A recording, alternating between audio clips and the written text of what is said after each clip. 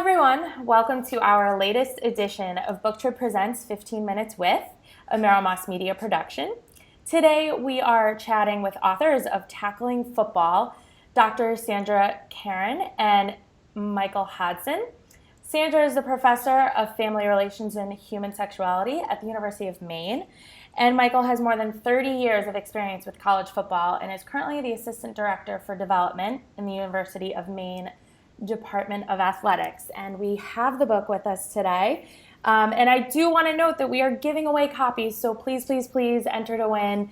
And you'll love getting this in the mail because it is a really great book. Lays it all out for you, so it's perfect. Thank you so much to both of you for joining us.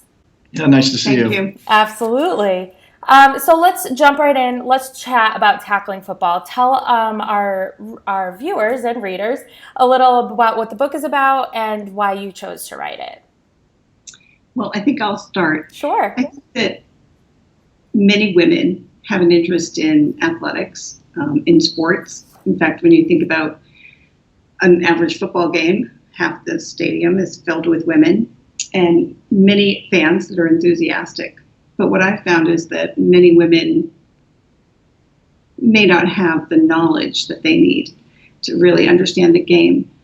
Most women have never played football, for example. When you think back to middle school and high school, there were no women playing necessarily on football teams. So we're sort of left out. And my feeling is there's a real gap, if you will, in the knowledge that women have. They're often enthusiastic fans, but they're not knowledgeable fans. So I saw a real need for a book like this. And from my aspect of things, being a football coach for as long as I have been, we didn't want to write a book that taught you the game of football because it is a very, very complex game and would take you years to learn it. So we wanted to just write a book that someone in the stands who sits in the stands and just kind of claps when everyone else claps, or doesn't really know exactly what's going on, but they react to the crowd. We wanted to make sure that at least they could get the basic knowledge of what was going on in the football game and enjoy it a little bit more. Yeah, absolutely. And I think that your point, what you just said, I was that fan. I think I, for years, went to football games, enjoyed it, but I was the person who was, oh, look, the whistle blew, yay! Wonder what that means, but I'll clap right along with everyone else. Right, and so really feeling a personal need to be educated. Definitely. And I also wanted to add the other point, which was there are lots of books out there. When we started looking around and feeling like there are a lot of books about football, whether it's the coach telling their life story or there's the very technical book written by the football coach for, I guess, other football coaches. Right. And there are some for, of course, kids that are getting into football, young boys.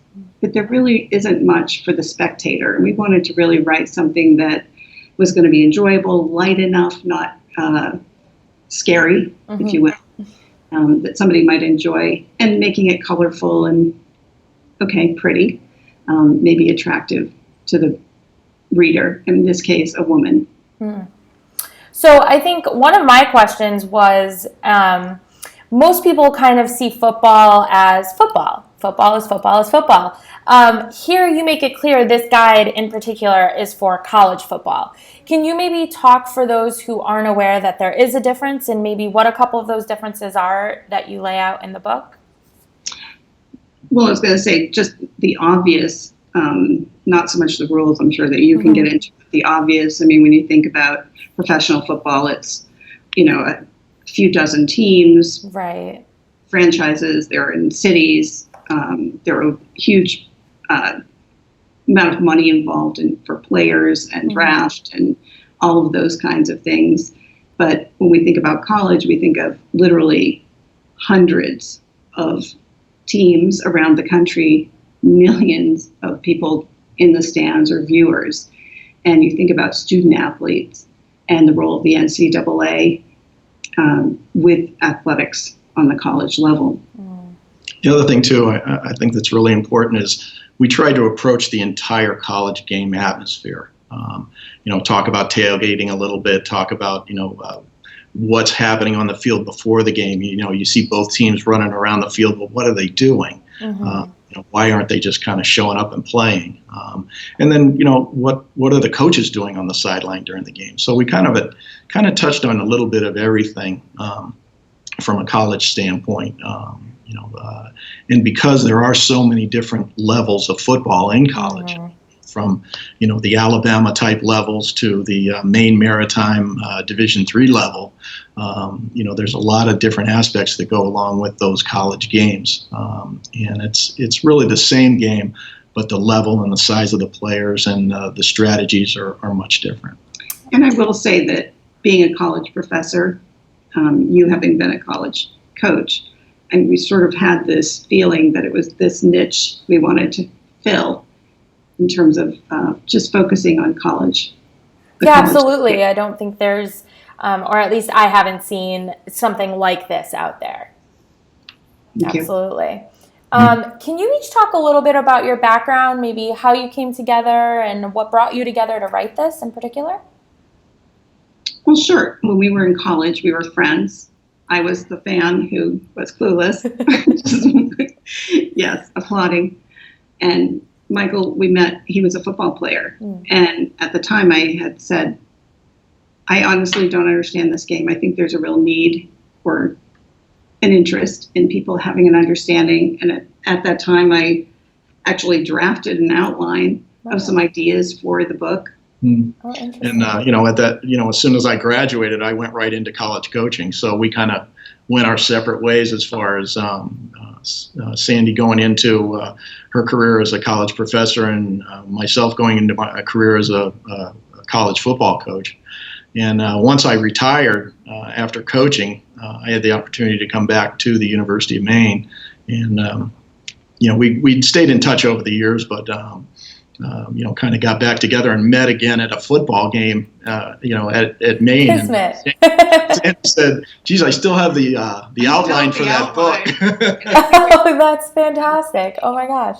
I have no idea how to write this book. I need somebody to help me. I have all the great questions, but I don't know how to write the answers. Yeah. So that's kind of how we got doing it. Yeah. Excellent. So coming from different perspectives, like you just said, I need someone kind of who knows the game that can help me out because I know I want to write it. Seeing as you put this together, what insights were you both able to offer? And did you handle writing it maybe differently? Were there differing opinions while writing it? How did you kind of approach that? Yeah, what we actually did was Sandy and I sat down and talked about all the different aspects of the game of college football we wanted to cover, which was basically from the time you drive up and park your car till the game was over and what happens after. So what I did was I kind of followed her outline and my outline and kind of wrote my knowledge of these different aspects of the college game. And of course, we'd have to keep going back because he would be writing it up here. Yeah. At this level, I'm like, you got to come way down and start with. Yeah, and that was kind of the plan. I mean, I was gonna write it to what I thought was a beginner's level. And he's a football coach trying to write for someone like me. So what we ended up doing was just, page after page, just sitting down, and I would read the page to Sandy, and Sandy would say, well, wait a minute, well, hold on, I don't get that. We need to, you need to explain a little bit better. So we just kind of worked at it that way, and it really worked out well, and it was a lot of fun to do. And I wanted to write this book for a long time, and so I've sort of kept notes about the kinds of questions my girlfriends have. I mean, many of us literally would go to games and hardly watch the game because we really didn't know what was going on or what to watch. I was thinking about having a Super Bowl party with a bunch of women once, and we just ate. Like, we never even watched the game because we were clueless about what's happening. And, okay, I think this is good. All right. The other thing I had done is, over the years, I would make a list. I made a list of terms that were used when you listen to a game on the radio. The assumption that Hail Mary pass. I'm like, or bootleg something. I'm like, what is that? And these assumptions that you're listening and you have some level of knowledge when someone like myself really didn't have much at all. Absolutely. So you also have another edition, Everyone's Guide to Understanding the College Game. Are there any differences in the two books? What kind of brought you to realize you wanted a second edition? How did you manage that?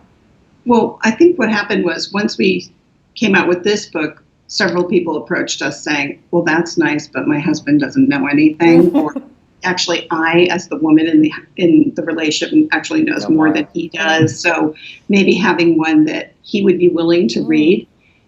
Or put on his coffee table. Yeah, right, and admit to was sort of how that came about. And it has slight changes. Okay. And certainly the color. I mean, we had done a lot of test marketing with coloring, and the pink purpley wasn't as attractive for men to, wouldn't you say? Right. Yeah. So it's just it's a lot of, like Sandy said, it's a lot of the same approach. It's just in a little more of a generic thing, and we found too that a lot of mothers whose sons were just starting the game. They needed something to give to their son, and their son wasn't going to carry around, he was 8 years old, around a book for women. So he's just starting the game. His knowledge is very limited. All he knows is run around and knock somebody down, and so we needed an edition that was set for maybe a younger male who maybe just starting the game, or even nowadays a younger female who's starting in a female league to play football. So, it was kind of that's kind of the direction we went with that book. Absolutely. Yeah. Have you received any kind of negative feedback regarding, the first edition being geared towards women specifically? Have you heard anything or gotten anything from readers that is maybe questioning that? Yeah, probably the one thing, and we haven't heard a lot of it, but women will look at the book and think they know much more than the book tells them. They don't believe, they don't understand that it's really not a book for people who do know the game. A lot of women, especially in the South, they grow up playing football. They just don't get to put the helmets on and the shoulder pads on like their brother does. But they still had to be the ball carrier in the backyard for their brothers to tackle. So they know the game pretty well. They don't understand that this book really isn't for them.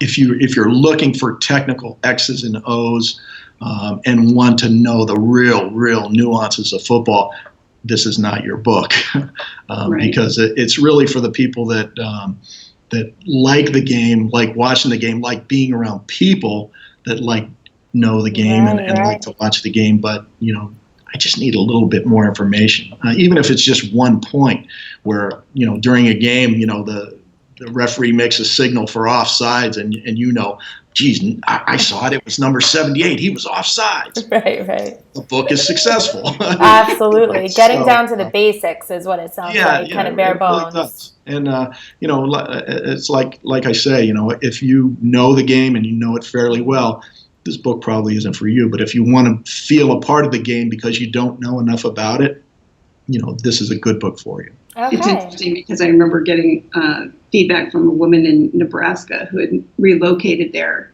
and she felt totally inept when it came to football because here she was landing in Nebraska and feeling like everyone should know football, and she didn't know anything. Right. And she said, oh my gosh, this book saved me because I didn't want to be that one woman who admitted I maybe don't know anything or much at all. Right. Interesting.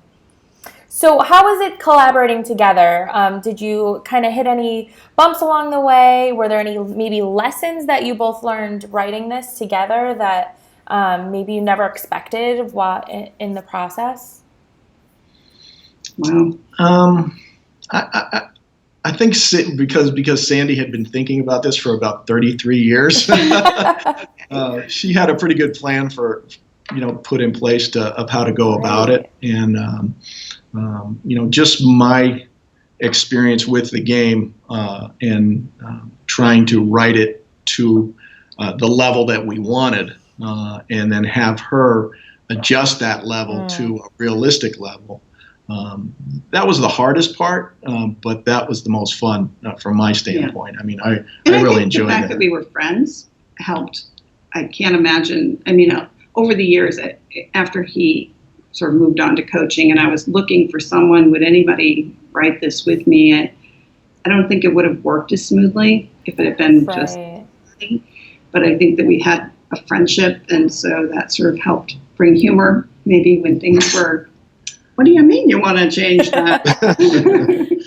So absolutely. That's great. Well, what about moving forward? What's next? Have you started maybe talking about something else? Is there something else? Can you talk about maybe what's down the line? Well, I think Michael alluded to that, and that is an advanced copy, an advanced guide to understanding the game, where we do have this book covering the basics. Okay. I think the need now is to take it to that next level, not so technical that it's written football coach to football coach, but having it a little bit higher notch. I don't know, really. Yeah, a little more situational.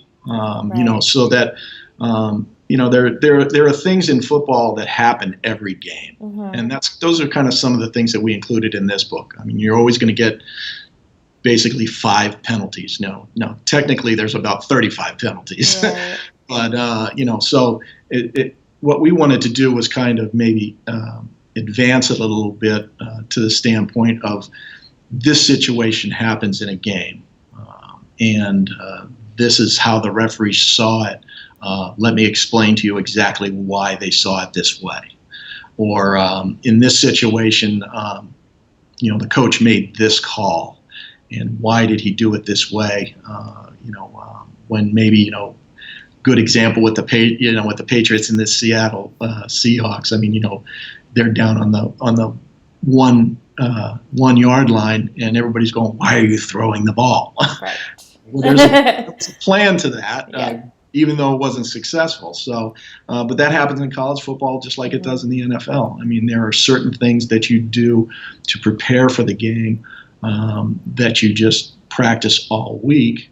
And there are certain situations that you can practice for, and you may not see all those situations in the game. But there's a lot of situations that you may see only once a season, or maybe 2 or 3 times a season, and you know, those are the kind of things that more like a question and answer type of thing. Hey, this is what's happening, and this is why it happened. And it's going to take his knowledge to explain that. Obviously, I'm sort of like, that happens every game. I didn't know that. Yeah, but you know, by the same token, I mean, you know, if you have a basic knowledge of what's going on, you know, we don't want to get too technical with it. Right. But you know, maybe take, you know, some examples that we used in the first book and relate those to a specific situation that may help explain the rule or explain the philosophy a little bit better. I think that what's interesting is this book helps people have an appreciation for the game. I mean, just seeing it as organized violence or just everybody fighting for the ball or chaos, to understand that there's sort of a method to the madness that you're watching, and really having an appreciation for how much work has gone into this game and the thought process, if you will. Absolutely. Involved. I'm not sure I even appreciated that myself. So. Absolutely. Interesting. Well, I have to say, as I grew up with football and a huge fan of football, and I understand the game when I'm watching it, but flipping through this, there's a couple of things that I was like, oh, okay. So I have to say, even for myself with football knowledge, who grew up watching football in a football household, there was a couple of things that helped me out here. So I highly advise picking it up. Unfortunately, we have come to the end of our chat. It goes by so fast sometimes. We just wanted to let you all know, reminding you, again, we have a bunch that we're giving away. Check out BookTrib.com, and you will be able to enter to win. Right below us, you can enter. So thank you both so much, Sandy and Mike. I really appreciate you both being here today and chatting with us. It was really great and interesting. Great, thank you so much. Absolutely. Thank you. You guys enjoy the rest of your day. Thank you. Bye. Okay.